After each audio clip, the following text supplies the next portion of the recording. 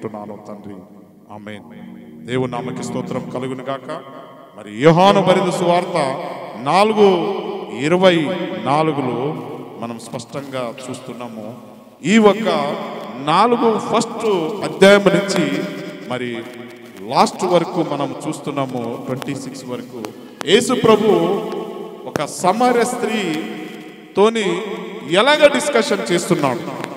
సమరయ స్త్రీతోని ఒక డిస్కషన్ అంటే ఎదురు బిదురుగా మనము మాట్లాడినప్పుడు ఎలాగ ఉంటుంది, చాటుతోని మాట్లాడినప్పుడు ఎలాగుంటుంది, ఎదురు బిదురుగా అంటే అపోజిట్ డైరెక్షన్లో మాట్లాడినప్పుడు ఎలాగ ఉంటుంది. మరి ఆమె ధైర్యవంతురాలు, ఆ సమరయ స్త్రీ ధైర్యవంతురాలు. ఆ ధైర్యం చూసి దేవుడు కూడా ఆమెతోని డైరెక్ట్ మాట్లాడుతున్నాడు. మీకు ఇదంతా స్టోరీ మీకు అందరికీ తెలిసిన విషయమే. ఈ సమరయ స్త్రీ ఎలాగా యేసు ప్రభువును తోని మాట్లాడింది, ఆమె దేని గురించి ఆ బావి దగ్గర వచ్చింది, యేసు ప్రభు 12 గంటలు ఆ బావి దగ్గర ఎందుకున్నాడు, దాహం అయింది అని ఆయన ఉన్నాడు.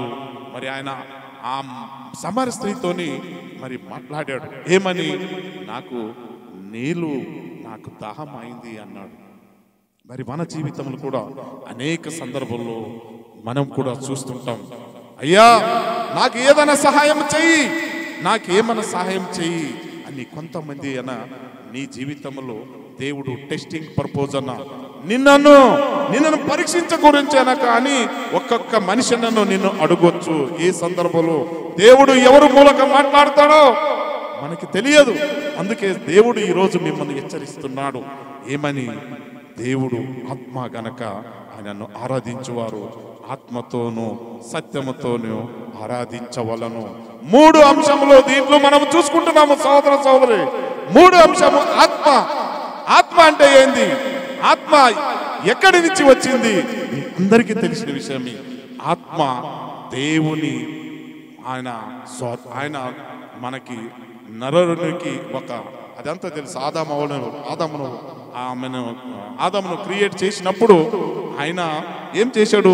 మరి ఒక వాక్యంలో మనం చూస్తే మీకు కూడా అర్థమైంది. ఆదికాండము 2:7 వచనము చూడండి. 2:7లో దేవుడైన యెహోవా నేల మట్టితోని నరుని నిర్మించి వాని నాసికారంధ్రములలో జీవవాయువును ఊదగా నరుడు జీవాత్మనాయుడు. ఎప్పుడు జీవాత్మనాయుడు అంటే దేవుడు తన జీవమును ఊదిద అని ఊదినప్పుడు ఆయనకేమైతుంది? జీవము వచ్చేస్తుంది. మరి జీవం వచ్చినప్పుడు అనేక ప్రాణులు కూడా జీవము ఉంది కదా, నర ప్రాణులు కూడా జీవం ఉన్నది కదా, వాళ్ళకి కూడా ఊదడా దేవుడు? నో, ఓన్లీ ఆయన మాట పలకగా అవన్నీ క్రియేట్ అయిపోయినాయి. కానీ మానవునికి మాత్రమే జీవం ఊదాడు. ఎందుకంటే తన స్వరూపంలో ఆయనను క్రియేట్ చేశాడు కాబట్టి, తన స్వరూపంలో ఆయన నిర్మించాడు కాబట్టి ఆయన జీవం ఊదినప్పుడు మానవుడు జీవాత్మ అయ్యాడు. ఆయనకి జీవం వచ్చింది. ఖాళీ జీవం వచ్చిందే అన్నప్పుడే సరిపోతుందా? కానీ దేవుడికి ఉన్న తెలివి జ్ఞానము మానవునికి ఇచ్చాడు. అదే పక్షులకు లేదు, ప్రాణులకి, జలచరలు సంచరిస్తున్న ఏ దానికో ఆ జ్ఞానము లేదు. కానీ మానవుడికి ఒక్కడికే ఉంది. అందుకే మానవుడు దేవునికి మధ్య ఏమున్నది అనేది మనం తెలుసుకోవాలి. ఇప్పుడు మనకి ఆత్మ దేవుడు ఊదాడు. ఆ ఆత్మ ఊదిన తర్వాత మళ్ళా అది దేవుని దగ్గరికే వెళ్ళాలి.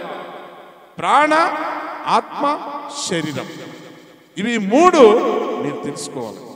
ప్రాణం, ప్రతి ఒక్క జీవికి ప్రాణం ఉంటుంది. సహోదర సోదరి, మీరు చూడండి, మీకు ఒక పిన్ను గురించి చూడండి, మీకు నొప్పి అనిపిస్తుంది. అంటే ఇదంతా ఒక క్రియ జరగడానికి కారణం ఒకటే, ఆత్మ. ఆత్మ ఏం చేస్తుందంటే దీనంతా కంట్రోల్ చేస్తుంది. ఇదంతా కంట్రోల్ చేస్తుంది, మీ శరీరం అంతా. మనం చూసుకున్నాం దేవుని వాక్యంలో, ఈ ఆత్మతోని సత్యముతోని ఆరాధించవాలి అంటే మీనింగ్ ఆఫ్ సోల్, మీనింగ్ ఏమున్నది దీనికి? ఆత్మ అంటే ఏంది? మరణము లేనిది, మరణము లేనిది. ఆత్మకు మరణం అన్నది లేదు. మరి ప్రాణులకు ఆత్మ లేదు, ప్రాణులకు మరణిస్తాయి, కానీ దానికి ఎలాంటి జడ్జిమెంట్ లేదు. ఎందుకంటే దానికి దేవుడు ఆత్మ ఊపలేదు. మీకు దేవుడు ఆత్మ ఊదాడు కాబట్టి, దేవుడు ఆత్మ ఊదినప్పుడు మీరు చనిపోయినప్పుడు కూడా మీరు ఏ క్రియలు మంచి పని చేశారు అని మీకు అప్పుడు జడ్జిమెంట్లు మిమ్మల్ని అడగడానికి దేవుడు ఆస్పదం ఉంటుంది. సహోదర సహోదరు, అందుకే ఈరోజు దేవుడు మీతోని నాతోని మాట్లాడుతున్నాడు. ప్రసంగి 12:7 మనం చూస్తున్నాం. నా సమయానికి కంప్లీట్గా 12:30కి కంప్లీట్గా నేను కంప్లీట్ చేస్తాను. మీరు మన్నైనది వెనకటి వలనే మరలా భూమికి చేరను. ఆత్మ దాని దయచేసిన దేవుని యొద్దకు మరలా పోను. మరి ఓన్లీ మానవును ఆత్మ మాత్రమే దేవుని సన్నిధికి వెళుతుంది. గుర్తించుకోండి సహోదర సహోదరి, ఈరోజు మనకి ఆ జ్ఞానం ఇచ్చాడు కాబట్టి ఎవరితోని ఎలాగుండాలి, ఎవరితోని ఎట్లా మాట్లాడాలి, ఏ కుటుంబంతోని మనం మంచిగా ఉండాలా, మన సమాజంలో మనం ఎలాగుండాలి, మన డ్రెస్సులు ఎలాగుండాలి, మన జీవిత స్టైల్ ఎలాగుండాలి, ఇవన్నీ తెలివి ఓన్లీ మానవునికి మాత్రమే ఇచ్చాడు. మానవునికి మాత్రం ఇచ్చాడు. ఇది తప్పు, ఇది కరెక్టు, ఇది మంచిది కాదు, ఇది చెడ్డది, ఈ ఒక్క తెలివి మానవునికి ఇచ్చినాడు. ఇది అందరికీ మీకు తెలిసిన విషయం. అదే జంతువులకి, ప్రాణి పక్షులకు ఇవ్వలేదు. అందుకే తన స్వరూపంలో నిర్మించను కాబట్టి, ఆయన స్వరూపంలో ఉన్నాము కాబట్టి అదంతా దేవుని జ్ఞానము మానవునికి దయచేసినాడు. అందుకే దేవునిని మనం ఆరాధించాలి. ఆయన చేతులు, కాళ్ళు, కన్ను, ఎవ్రీథింగ్ మరి ఆయన స్వరూపంలో మనం ఉన్నాము కాబట్టి ఆయనను ఆరాధించాలని దేవుని వాక్యంలో మనం చేస్తున్నాం. మరి మూడవ విషయం మనం చూస్తే యోబు 32 ఆయనను 32:8 వచనంలో మనం చూస్తున్నాం. యోబు 32:8 ఆయనను నరులలో ఆత్మ ఒకటి ఉన్నది, సర్వశక్తుడును దేవుని ఊపిరి వారికి వివేచన కలుగుతున్నది. వివేచన కలుగుతున్నది అంటే మనకి మంచి చెడు ప్రతి ఒక్క ఆలోచన మనకి కలిగిస్తున్నాడు, వివేచన కలిగిస్తున్నాడు. మరి 4వ దానికి చూద్దాం. 1 కొరింథీయులు 2:11 మనం చూద్దాం. ఒక్క మనిషిని సంగతిలో ఆదులనున్న మనుష్యాత్మకే కాని మనుషులలో మరి ఎవరికి తెలియను. అలాగే దేవుని సంగతిలో దేవుని ఆత్మకే గాని మరి ఎవరికి కూడా తెలియదు. సహోదర సహోదరు, చాలా మంది మీరు గ్రహించాలి. నేను ఏం ఆలోచన చేస్తానో నా ఆత్మకే తెలుసు, నా అంతరాత్మకే తెలుసు. నీ పక్క ఉన్న వాళ్ళు కూడా తెలియదు. మీ పక్కన ఉంటారు, వాళ్ళ ఆలోచన ఏమున్నది అన్నది వాళ్ళు అంతరంగ ఆత్మనికే తెలుసు తప్ప మనకేమీ తెలియదు. అందరిని నమ్ముకొని అందరితోని మన విశ్వాసంతోని ముందుకు వెళ్ళినప్పుడు నీతోనే ఉంటాడు. నీకంటాడు ఆయన ఏదో ఇటువంటి వాడు అంటాడు, వాడు ఏదో ఇటువంటి వాడు అనుకొని అంటాడు. సహోదర సహోదరి, ఈరోజు మీ అంతరంగము ఘోషిస్తుంది. ఒక్కరి మీద ఎప్పుడు కూడా మీరు నింద వేయవద్దు, ఒక్కరి మీద మీరు దూషించవద్దు, ఒక్కరిని అన్యాయంగా వారిని మీరు దూషించవద్దు. మీ ఆత్మ ఈరోజు మాట్లాడుతుంది, దేవుడు ఆత్మ మీతోనే మాట్లాడుతుంది. అనేక మంది అన్యులకి ఈ సత్యము తెలియదు. రాబోయే రోజులు మనకి జడ్జిమెంట్ ఉంది. మేము కూడా దేవుని సన్నిధిలో నిలబడుతున్నాము. వారి గురించి నేను చెడ్డగా ఆలోచన చేసి నీ మనసు నీకే తెలిసి ఉంటుంది, కానీ నాకు తెలియదు, నా పక్కన ఉన్న వాళ్ళకి తెలియదు, మా సహోదరికి కూడా తెలియదు. సహోదర సహోదరి, ఈరోజు దేవుడు నీ ఆత్మను పరీక్షిస్తున్నాడు. నీవు ఎలాగున్నావు, నీ కుటుంబం ఎలాగుంది, నీ నడనుడి క్రియలు ఎలాగున్నాయి, నీ ఆత్మ నిన్ననే పరీక్షిస్తున్నది. నీ అంతరంగ ఆత్మము నీకే తెలియాలి. నేను కరెక్ట్ దేవుని సన్నిధిలో వస్తున్నానా, నేను దేవుని సన్నిధిలో ప్రార్థనకు సరి అయిన సమయానికి వస్తున్నానా, నేను ఇన్ టైంలో దేవుని సన్నిధిలో వస్తున్నానా, రేపు మిమ్మల్ని నన్ను అడుగుతాడు దేవుడు. ఇదంతా ఇంత బ్యూటిఫుల్ మందిరము నీకు నిర్మించినాను, కానీ వాట్ అబౌట్ యూ? నీవు ఎక్కడ ఉన్నావు? నీ ఆలోచన ఏమున్నది? అనేక మంది గుడిసెలు నన్ను ఆరాధిస్తున్నారు, అనేకరు ఛత్ర వేసుకొని ఆరాధిస్తున్నారు, కానీ నీకు ఈరోజు ఈ అందమైన మందిరం ఇచ్చినాను, కానీ నీవు ఎక్కడ నా సన్నిధిలో నీవు సమయమನ್ನು గడుపుతున్నావు? నా సన్నిధిలో ఎప్పుడు వస్తున్నావు? నా మాటలు ఎప్పుడు నీవు ఆలకిస్తున్నావు? ఈ రోజు దేవుడు నీతోని నాతోని మాట్లాడుతున్నాడు. నిజంగానా నీవు దేవుడిని ప్రేమిస్తున్నావా? నీవు నిజంగానా దేవుడిని ఆరాధిస్తున్నావా? నీవు మనసారే ఆరాధిస్తున్నావా? ఈరోజు దేవుడు నీతోని నాతోని మాట్లాడుతున్నాడు. ఈరోజు దేవుడు మాట్లాడుతున్నాడు. సోదర సోదరి, నీ మనసుని అంతరంగమును తెలిసిన దేవుడు ఈరోజు నీకు నాతోని మాట్లాడుతున్నాడు. మరి రెండవదాగి మనం చూస్తున్నాం, పాస్ట్ వెళ్తున్నాను, దేవుని నామమునకు స్తోత్రం. సామెతలు 20:27 వచనంలో మనం చూసుకుందాం. సామెతలు 20:27 వచనం, నరుని ఆత్మ యెహోవా పెట్టిన దీపము, అంతరంగములన్నీ శోధించను. సహోదర సహోదరే, అంతరంగములను శోధిస్తుంది. నరుని ఆత్మ యెహోవాను పెట్టిన దీపము. మీ జీవితము ఎలాగ ఉన్నది? మీ మాటలు ఎలాగున్నాయి? మీ నడకలు ఎలాగున్నాయి? అంతరంగము పరీక్షిస్తున్నది. Are you real Christian? మీరు నిజంగా నా పిల్లలా?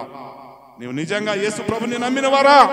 లేదయ్యా, మేము అలాగా వస్తున్నాము, అలాగే పోతున్నాము, ఏదో కట్టారు, వస్తున్నాము, పోతున్నాము, మనకెందుకు, మన కుటుంబం బాగుంటే చాలు, వేరే వాళ్ళకి ఎందుకు, నాకేం అవసరం ఉన్నది?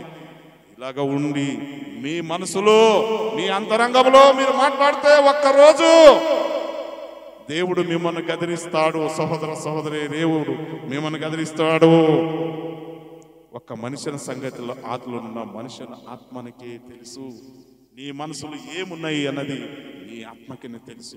నాకేమి తెలుసు సహోదర సహోదరి? నాకు ఏమి తెలుసు? ఈరోజు తెలుసుకోవాల్సిన ముఖ్య ఉద్దేశం, నువ్వు నిజంగా దేవునికి ఆత్మతోని నువ్వు ఆరాధిస్తున్నావా? ఆయనను నమ్ముకున్నావా? నిజంగా నీవు మార్కెట్లో ఉన్నప్పుడు, నిజంగా నీవు అక్క పక్కన ఉన్నప్పుడు, నిజంగా నీవు దేవునిని నిజంగా మరి ఆయనను ఆత్మతోని నీవు స్వీకరించినవా?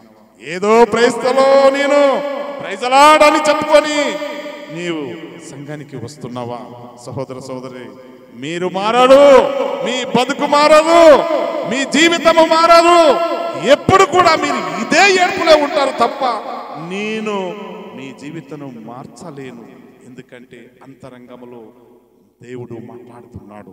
ఈరోజు నువ్వు నిజంగానే నీకు అన్ని ఇచ్చినాను, నీకు అన్ని ఇచ్చినాను, ఆరోగ్యం ఇచ్చినాను, శక్తి ఇచ్చినాను, బలం ఇచ్చినాను, నీవు ఆరాధిస్తున్నావా?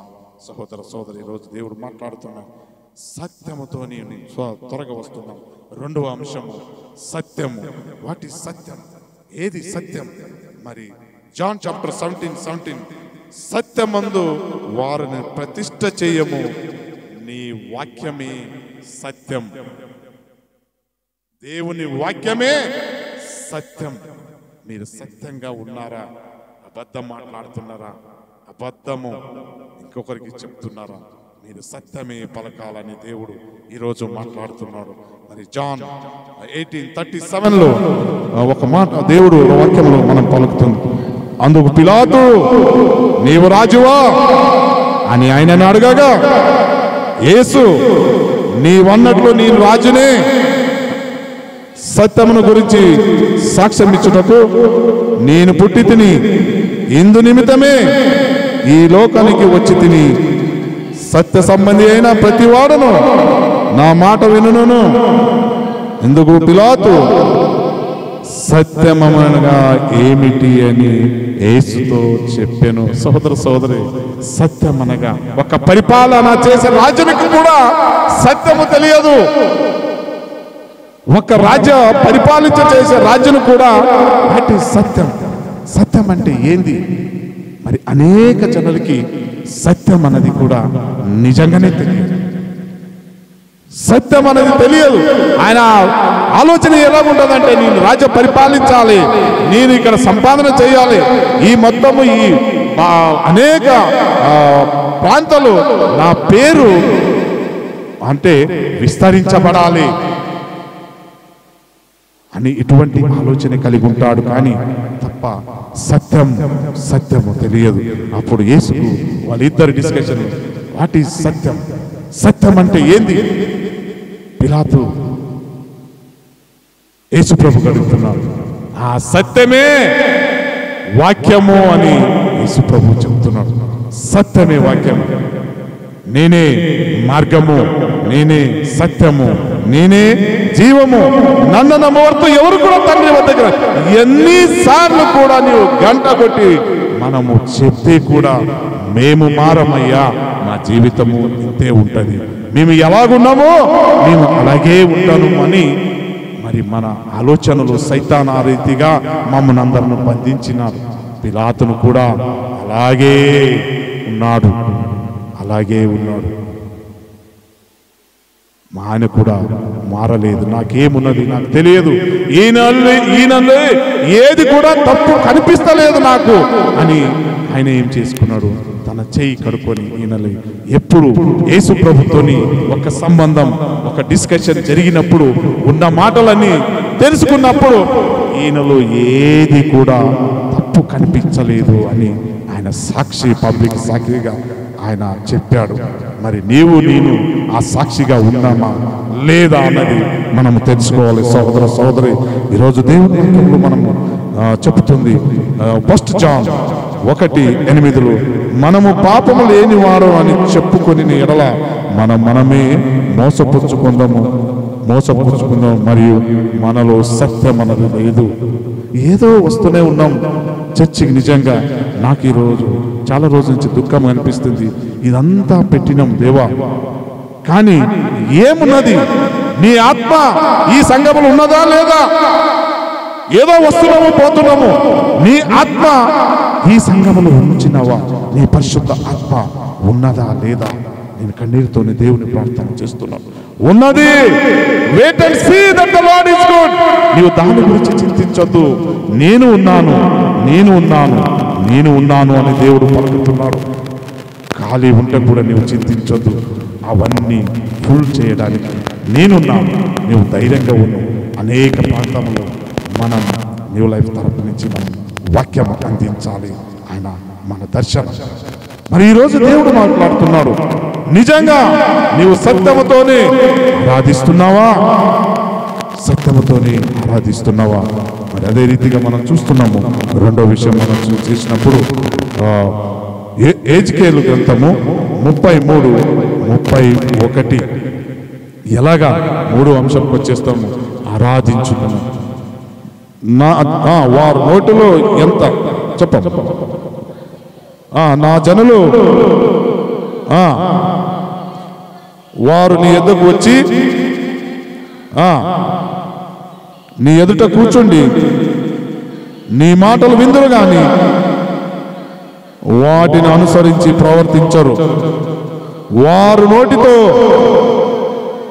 ఎంతో ప్రేమ కనపరచుదురు గాని వారి హృదయము లాభమాకి అపేక్షించదు. చాలా చూడండి, చాలా మందిని మనం సమాజంలో చూస్తున్నాం.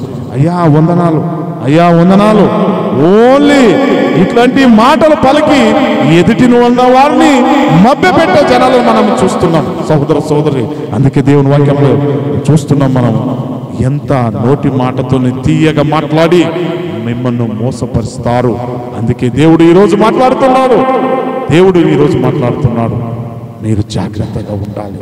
సంగమా, మీరు జాగ్రత్తగా ఉండాలి. వారు ఎప్పుడు కూడా వాళ్ళు లాభం అపేక్షించేవారుగా ఉన్నారు. మీ కుటుంబం ఏకక్షేమ గురించి ఆలోచన చేయరు. మీ గురించి మంచి ఆలోచన చేయరు. మీ కుటుంబము బాగుపడితే మంచిది కదా అని ఇటువంటి ఆలోచన ఉండదు. వారి లాభక్షేమ గురించి వీళ్ళతోని సాహసం చేస్తే నాకు ఏదైనా బెనిఫిట్ దొరుకుతుందా, వీళ్ళతోని ఉంటే నాకు సమాజంలో మంచి పేరు వస్తుంది, మంచి ఉన్నాడుతో వస్తే మంచి పేరు వస్తుంది. ఇటువంటి ఆలోచన కలిగి ఉంటుంది సోదరి. దేవుడు ఒక్కరోజు వస్తుంది, అటువంటి వాళ్ళు నీ దగ్గర నుంచి దూరం అవుతారు. మీరు భయపడద్దు, నేను మీకు తోడుగా ఉన్నాను. ఇటువంటి మాయ మంత్రగాలు, ఇటువంటి మాటకారులు, ఇటువంటి మరి పైన ప్రేమ ప్రేమ అని కనిపించేవారు ఒక్కరోజు మీ దగ్గర నుంచి దూరం అవుతారు. మీరు బాధపడద్దు, నేను మీకు తోడుగా ఉన్నాను, నేను తోడుగా ఉన్నాను. అందుకే మీరు నన్ను ఆత్మతోని సత్యముతోని మీరు ఆరాధించాలి. మీరు ఆరాధిస్తేనే నేను మీతోని మాట్లాడుతున్నాను. ఏదో వచ్చినామయ్యా, దేవుని గుడికి వచ్చినాము, ఏదో వస్తున్నాము కుటుంబంతోని, ఏదో సందర్భంకి వస్తున్నాను.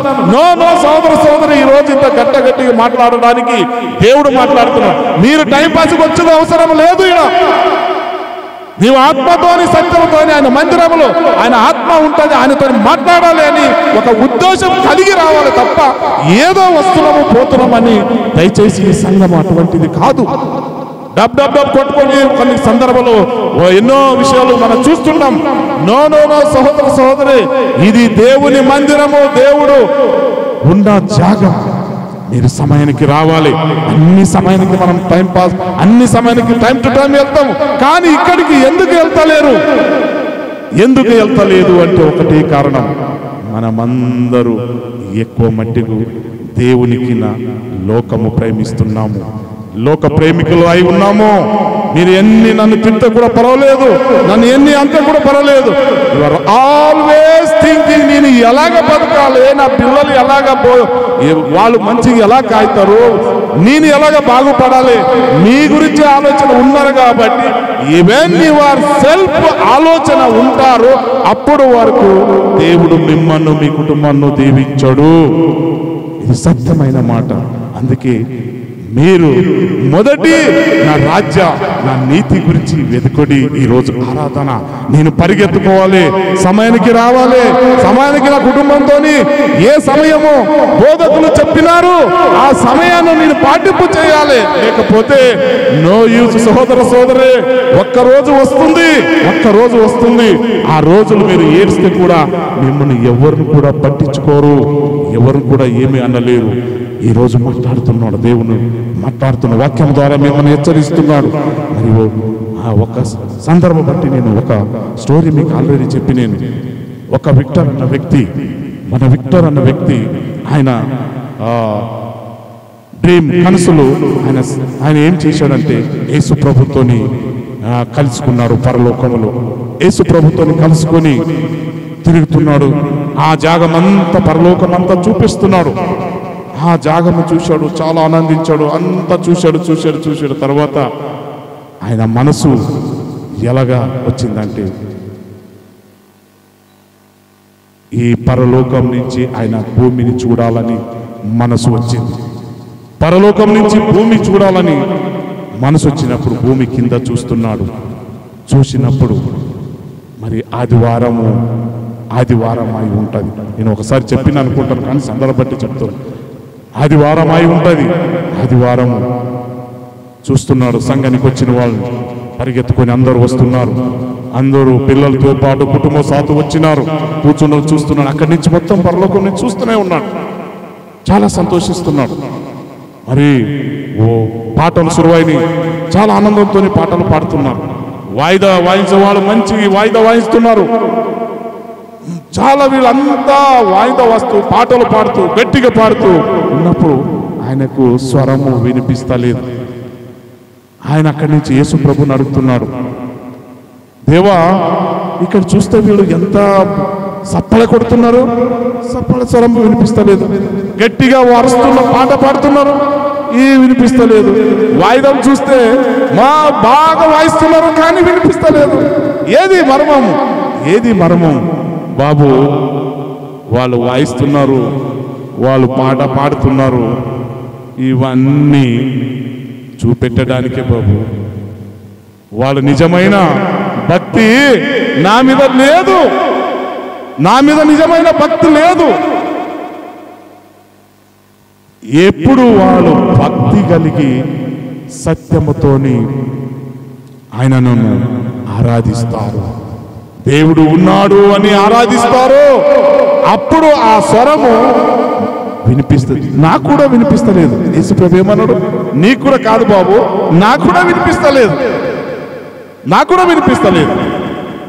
మంచి వాయిస్తున్నాడు, కరెక్టే, ప్రవీణ్ గారు మంచి వాయిస్తున్నాడు, కానీ ఇక్కడ చూస్తే గట్టిగా స్వరం వినిపిస్తుంది, ఆడ చూస్తే అస్సలు వినిపిస్తలేదు. పాటలు పాడుతున్నారు బ్రదర్, వినిపిస్తలేదు. సోదరి, మరి మీ వాయిస్ వినిపించాలంటే ఆత్మతోనూ సత్యంతోనూ మీరు ఆరాధించాలి, సత్యంతోని ఆరాధించాలని దేవుని వాక్యం సెలవుస్తుంది. మరి వాక్యంలో మనం చూస్తున్నాం, ఏది కూడా వాక్యం మనకి సాక్షి ఇస్తుంది. మత్తయి చాప్టర్ 15:7-9 వేషధారులారా, ఈ ప్రజలు తమ పెదవులతో నన్ను గణపరచుదురు గాని వారి హృదయం నాకు దూరముగా ఉన్నది. మనుషులు కల్పించిన పద్ధతిలో దైవోపదేశములన్నీ బోధించుచు వారు నన్ను స్వార్థముగా ఆరాధిస్తున్నారు అని యేషయా మిమ్మను గురించి ప్రవచించిన మాటలు సరి అని వారితో చెప్పాను. సోదరి, అనేక సంఘాలు ఏముంటున్నారంటే పద్ధతుల్లో ఫాలో అప్ చేస్తుంది. ఆడ దేవుడు ఉన్నాడో లేదో అదంతా అనవసరం. పద్ధతులు ఇది వేసుకుంటేనే దేవుడు మాట్లాడతాడు, ఇట్లా ఉంటేనే దేవుడు మాట్లాడతాడు, ఇలాగుంటేనే ఈ పద్ధతులు, ఈ ఆచారం ద్వారా దేవుడు మిమ్మల్ని దూరముగా ఉన్నాడు. అందుకే దేవుడు అంటున్నాడు, ఈ ప్రజలు తమ పెదవులతోనూ నన్ను గణపరచరు కానీ వారి హృదయం నాకు దూరముగా ఉన్నది. వారి హృదయం అన్నది ఏమున్నది? దూరముగా ఉన్నది.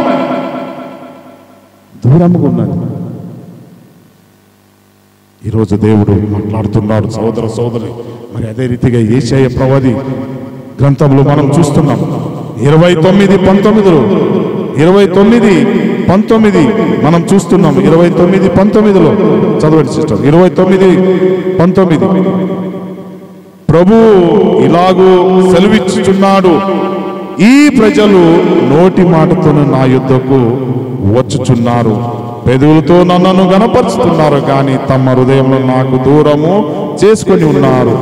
వారు నా ఎడల చుట్టూ భయభక్తులు మానవులు వీధులను బట్టి వారు నేర్చుకునేవి. ఇది ఎట్లా వచ్చిందంటే, మన తల్లిదండ్రులు యేసు ప్రభువును చప్పలి కొట్టమన్నారు, చప్పలి కొడతాం, పాట పాడమన్నారు, పాట పాడుతున్నాం. ఈ సమయంలో మనం చర్చికి వెళ్ళాలన్నారు, చర్చికి వస్తున్నాం. ప్రార్థన చేయమన్నారు, ప్రార్థన చేస్తున్నాం. ఇది మన దగ్గర ఉన్న వీక్నెస్. ఎప్పుడు మీరు సొంతంగా యేసు ప్రభువును తెలుసుకోవాలి, ఎప్పుడు యేసు ప్రభువును మనం సొంతంగా తెలుసుకోవాలి. నిజమా? ఎప్పుడు ఆదాము అవ్వలు మాట్లాడినప్పుడు ఈ పండు తినమన్నది నిజమా? సోదరి, ఈరోజు దేవుడు నీతోని నాతోని మాట్లాడుతున్నాడు. నిజమా? మరి నిజంగానే మీ సొంత ఆలోచనతోని, సొంత బుద్ధితోని మీరు దేవుని సన్నిధిలో వస్తే దేవుడు తప్పకుండా మాట్లాడతాడు. వారు చెప్పారు, వీరు చెప్పారు, ఇలాగ ఉండాలి, ఇలాగ చేయాలి చెప్తారు, వినాలి. దేవుని సన్నిధిలో మనం అడగాలి. అందుకే ఈ ప్రజలు నోటి మాటతో నా యుద్ధం వచ్చుచున్నారు, పెదవులతో నన్ను గణపరచుతారు. సోదరి, ఈరోజు దేవుడు నీతోని నాతోని మాట్లాడుతున్నాడు. హృదయములో మీకు బాధ కలిగి ఉండొచ్చు, మీకు నొప్పి కలిగి ఉండొచ్చు, కానీ ఈరోజు నొప్పి రేపు నీకు మంచిగా అవుతుంది. ఏదో పేరుకు వస్తే దయచేసి దేవుని సన్నిధిలో రావద్దు. పేరుకు వస్తే మీరు శాపగ్రస్తులు అవుతారు. సోదరి, ఈరోజు చెప్తున్నా. అందుకే దేవుడు మాట్లాడుతున్నాడు నీతోని నాతోని.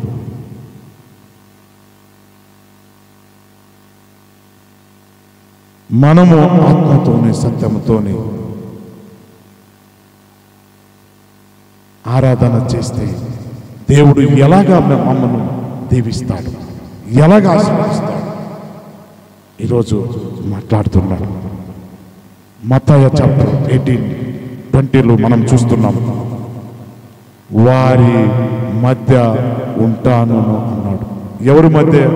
ఎక్కడ 2-3 కూర్చి నన్ను నామమును గణపరుస్తారో వారి మధ్యలో నేను ఉంటాను అంటాడు. ఏలియమగా 2-3 నా నామమును ఎక్కడి కూడిందరో అక్కడ నేను వారి మధ్య ఉంటున్నానని చెప్పాడు. ఎప్పుడు మీరు you are getting the benefit from the lord, మీరు దేవుని సన్నిధిలో ఎప్పుడు మీరు ఈ ఒక్క బెనిఫిట్ పొందుతారు అంటే నీవు నిజంగానే అతనను ఆత్మతో సత్యముతో ఆరాధించినప్పుడే దేవుడు మిమ్మల్ని దీవిస్తాడు. మరి అప్పుడు దేవుడు మీతోని మాట్లాడతాడు. మరి రెండో విషయంలో మనం చూస్తున్నాము, వారిలో సమృద్ధి సంతోషమును కలగచేస్తాడు. ఎవరిలో? యోహాను 15:11లో వారిలో సమృద్ధి సంతోషం. ఎప్పుడు నీవు నిత్య జీవుడు అయిన యేసు ప్రభువుని నీవు సొంత రక్షకనాగి అంగీకారం చేసినప్పుడు, అప్పుడు నీవు ఆత్మతోనూ సత్యముతోనూ ఆరాధన చేసినప్పుడు దేవుడు మీకు సమృద్ధి సంతోషం దేవుడు ఇస్తాడు. దేవుడు ఒట్టిగా ఇస్తాడు అనుకుంటారు చాలా మంది. ఏదో దేవుడు ఒట్టిగా మాకు అన్ని ఇస్తాడు అనుకొని చాలా మంది అనుకుంటారు. సోదరులే, దేవుడు ఒట్టిగా ఎప్పుడు ఇవ్వడు. నీవు ఏమి విత్తుతావో అదే కోస్తాడు. నీవు మంచిగా విత్తుతా నిన్ను మంచిగానే చూస్తాడు. ఈరోజు మాట్లాడుతున్నాడు, నీవు మంచి మాట పలుకు. నీవు దేవుని సన్నిధిలో సత్యముతోనూ ఆత్మతోనూ నీవు ఆరాధించు. నీవు ఎన్ని రోజు దేవుని వదిలేసి ఎంత దూరం వెళ్తావు, కానీ ఒక్కరోజు దేవుడు గుంజితే నీ కుటుంబం జీరో అయిపోతుంది. దేవుడు ఈరోజు మాట్లాడుతున్నాడు. సోదరి, మొదటి బెనిఫిట్ ఏమనగా, మీరు దేవునితోని సావాసము కలిగి ఉంటే దేవుడు మీతోనే ఉంటాడు. రెండోదగి బెనిఫిట్ దేవుడు చేస్తున్నాడు, మీరు ఎప్పుడు దేవునిను ఆరాధిస్తున్నప్పుడు దేవుడు మీకు సమృద్ధి, మీ కుటుంబంలో సంతోషం దయచేస్తాడు. అనేక కుటుంబములో అలజడిలో, అనేక కుటుంబములో బాధలు, అనేక కుటుంబములో కొట్లాటలు, అనేక కుటుంబములో ఎన్నో హింసలు ఉన్నారు. Because of you are not in the living of God. నీవు దేవుని సన్నిధిలో కరెక్ట్ గా నీవు లేదు. అందుకోసమే దేవుడు ఇవన్నీ కష్టాలు నీకు వస్తున్నాయి అని నిజంగా నీవు ప్రేమిస్తలేదు, నీవు నిజంగా ఆయనను ఆరాధిస్తలేదు. ఆయన సత్య స్వరూపి అయి ఉన్నాడు కాబట్టి మీరు ఆయనను సత్యముతోని ఆరాధించాలి, ఆత్మతోని సత్యముతోని ఆరాధించాలి. దేవుడు ఈరోజు మీతోని నాతోని మాట్లాడతాడు. నిజమైన విశ్వాసంతోనూ తనకు ప్రార్థన చేసిన వారి విన్నపలు జవాబిచ్చేవాడు. యాకోబు 5:15లో మనం చూస్తున్నాం. మరి మీకు ఆన్సర్ కావాలి అంటే, మీకు దేవుడు మీ కోరిక తీర్చాలంటే మీరు నిజంగా ఆయనను సత్యముతోని ఆత్మతోని ఆయనను ఆరాధించాలి. మరి అనేక సందర్భాల్లో మీకు కష్టాలు వస్తాయి, రాదన్నదేం కాదు. ప్రతి ఒక్కరికి దేవుని ఆరాధిస్తే రాదంటే ఎవరు అన్నారు. అయితే కూడా మీకు బలమైన శక్తి, ఆయన ఆత్మ స్వరూపి అయిన దేవుడు ఉన్నాడు కాబట్టి మీరు దేని గురించి కూడా భయపడద్దు, దేని గురించి కూడా చింతించొద్దు.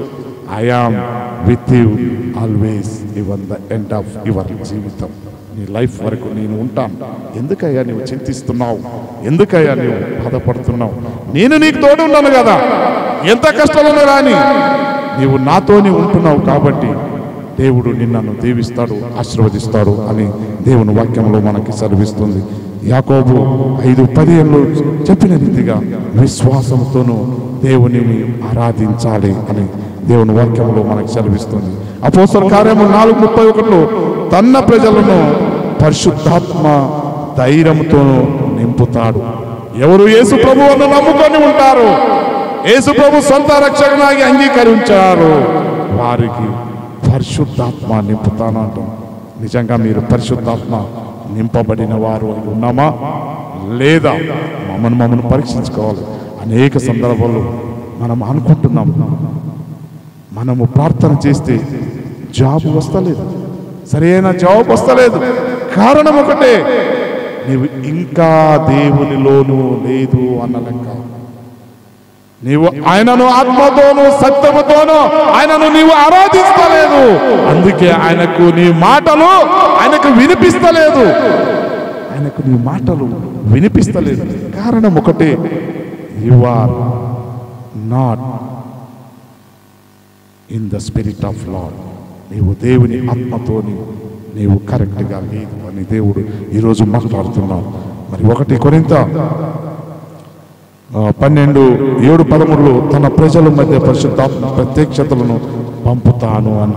మరి అదే రీతిగా యోహాను మరి సువార్తలు 15:26 తన ప్రజలను సర్వసత్యములోని నడిపిస్తున్నాడు. సర్వసత్యములోని ఆయన నడిపించేవాడు దేవుడై ఉన్నాడు. మరి అదే రీతిగా మనం చూస్తున్నాము యోహాను 16:8 పరిశుద్ధాత్మ ద్వారా తన ప్రజల వారి పాపం గురించి, నీతిని గురించి, తీర్పు గురించి ఒప్పింపచేయను. మరి దేవుడు నీవు ఆత్మతోనూ సత్యముతోనూ ఆయనను ఆరాధిస్తే అనేక రీతిగా ఆశీర్వాదము నీ మీద, నీ కుటుంబం మీద, నీవు చేస్తున్న పని మీద దేవుడు ఆశీర్వదిస్తాడు. అనేక మంది ఈ ఆశీర్వాదం లేదు, బికాజ్ ఆఫ్ నీవు కూడా లేదు, నేను కూడా లేదు. అటువంటి ఆశీర్వాదం పొందాలంటే ఒకటే, దేవుడు ఆత్మ నీలోని నివసిస్తుంది. కాబట్టి నువ్వు నిజంగా అతను ఆత్మతోను సత్యముతోను నీవు ఆరాధించవలనని దేవుడు ఈరోజు నీతోని నాతోని మాట్లాడుతున్నాడు. మరి నీ ఆలోచన మరి దేని మీద ఉన్నది? మన ఆలోచన ఈ లోకం మీద ఉందా? ఈ లోక ఆశ, శరీరాశ, జీవపు డంపల మీద ఉందా? ఇటువంటి ఈ లోక ఆశ మీద ఉంటే దేవుడు నాతోని నీతోని మాట్లాడు. మరి ఈరోజు వాక్యం ద్వారా దేవుడు హెచ్చరిస్తున్నాడు. దేవుడు ఆత్మ గనక ఆయనను ఆరాధించువారు ఆత్మతోనూ సత్యముతోనూ ఆరాధించవలనని దేవుడు ఈ వాక్యమును మిమ్మల్ని దీవించి ఆశీర్వదించుగాక. పరిశుద్ధుడా, మీకే స్తోత్రములు చెల్లిస్తున్నాను. ఈ ఒక్క సమయంలో నీవు మాట్లాడినావు ప్రభువా. నీవు ఆత్మస్వరూపి అయి ఉన్నావు, అందుకే నిన్ను స్తుతిస్తున్నావు. నన్ను ఆరాధించువారు ఆత్మతోనూ సత్యముతోనే నన్ను ఆరాధించవాలని ఈరోజు నీ వాక్యం ద్వారా ప్రతి ఒక్కరిని హెచ్చరించినావు ప్రభువా. స్తోత్రములు. మా ఎన్ఎల్సిసి కుటుంబంలో నీవు దీవిస్తున్నావు తండ్రి. స్తోత్రం. కుటుంబంలో అనేక ఇబ్బందులు ఉన్నారు, అనేక కష్టాలు ఉన్నారు ప్రభువా. సీనియర్ కూడా నీవు జ్ఞాపకం చేసుకుంటావు ప్రభువా. అతను కూడా ముట్టి స్వస్థపరచమని ప్రార్థన చేస్తున్నాను. ఈ ఒక్క సందర్భంలో నీవు మాతో మాట్లాడినావు. మమ్మను క్షమించు ప్రభువా. సరైన సమయానికి నీ మందిరకు రాలేకపోయినాము, క్షమించు. వేరే విషయాలు అయితే మా సమయానికి మనం వెళ్తున్నాము, కానీ నీ మందిరములో మేము రాలేకపోతున్నాము ప్రభువా. ఈ లోకాశ, శరీరాశ, జీవపు డబ్బులు పడిపోయిన నీవు తిరిగి లేపమని నీ పాద సన్నిధిలో వేడుకుంటున్నాము. అనేక మందికి ఇటువంటి మందిరము లేదు ప్రభు, కానీ ఈ ఒక్క మందిరము ఎన్ఎల్సిసి దయచేసినందుకు స్తోత్రములు చెల్లిస్తూ ప్రభు అయిన యేసు నామములో వేడుకుంటున్నాము.